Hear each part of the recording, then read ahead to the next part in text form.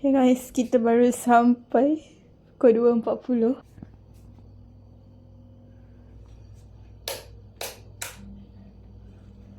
Okay guys, ibu dia buat nasi. Tada! Apa ni? Tutup tak betul. Jagung. Ibu tempah kuih kari pap, tambah syrup, popnya, wadi, kuih apam. Saya masak ikan ayam sambal. Entah ibu masak apa. Wow, rendang ayam.